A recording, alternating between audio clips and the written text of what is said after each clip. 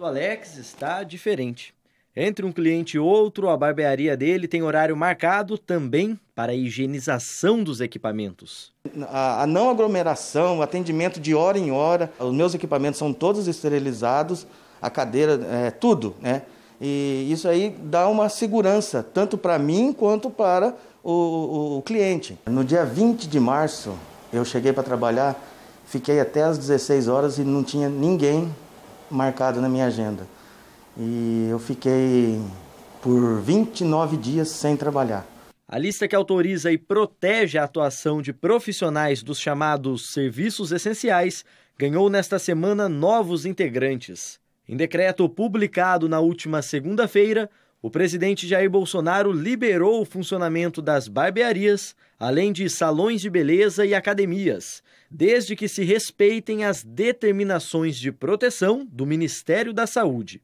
Em São José dos Campos, interior de São Paulo, a prefeitura da cidade tratou de regulamentar no dia seguinte as regras para esses profissionais trabalharem. Eu, na responsabilidade de garantir a saúde dos clientes que frequentarem esses locais e até mesmo dos funcionários, emiti um decreto estabelecendo regras detalhadas para que a gente possa garantir a saúde dessas pessoas. Nós entendemos, por exemplo, que um pequeno comércio de 2, 3 funcionários não deve trazer um grande resultado do número de contaminações maiores do que já as lotéricas ou bancos. Para a administração, a cidade já está preparada para flexibilizar as restrições das atividades econômicas. O comitê analisa com dados epidemiológicos, nós temos sociólogos, nós temos psicólogos, nós temos infectologistas, médicos da rede pública e privada, estatísticos, enfermeiros, toda uma equipe multidisciplinar para analisar os dados. Então, é uma doença perigosa, mas a gente poderia, com todos os cuidados, com o regramento, ampliar o número de atividades. A grande questão que tem gerado dúvidas nestes planos de contingenciamento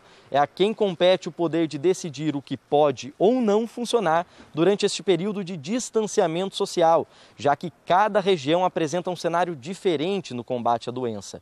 Por vezes, inclusive, esse é o ponto de divergência entre o governo federal, os estados e os municípios.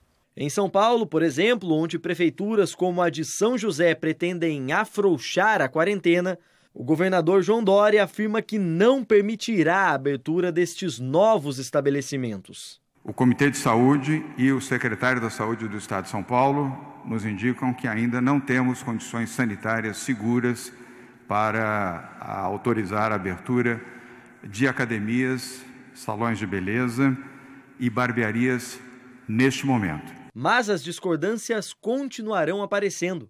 Até porque a própria Constituição Federal determina que os cuidados com a saúde pública são uma competência comum, onde a União, os estados e os municípios têm autonomia para legislar. Imagine que um município queira instituir, como já aconteceu no passado, pena de morte.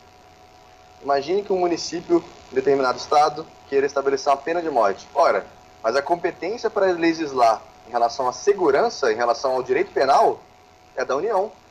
O município não tem essa competência. Em relação à saúde, que é o nosso caso, essa questão fica um pouco mais nebulosa, porque todos os entes federados podem legislar sobre saúde. A Constituição Federal vai delimitando, e ela, quando trata de saúde, trata mais especificamente no artigo 193. Ela trata sobre essa questão, mas em relação a competências, ela de fato diz que ela é concorrente, porque o sistema de saúde do Brasil é um sistema único. A contrapartida ou o financiamento desse sistema é feito por todos os entes federados, União, Estados, Distrito Federal e municípios. O que poderá abrir precedente para os casos será o entendimento do Supremo Tribunal Federal ao julgar os recursos aplicados pelas cidades que tentaram flexibilizar suas quarentenas, mas não conseguiram. Até lá, essencial mesmo é o diálogo entre eles. Não temos orientações claras, enquanto o Supremo Tribunal Federal não decidir a questão, em relação à questão jurídica. Nós dependemos de uma análise mais profunda do Supremo Tribunal Federal sobre qual decreto vigerá, qual decreto vai, no final das contas, valer para aquela localidade.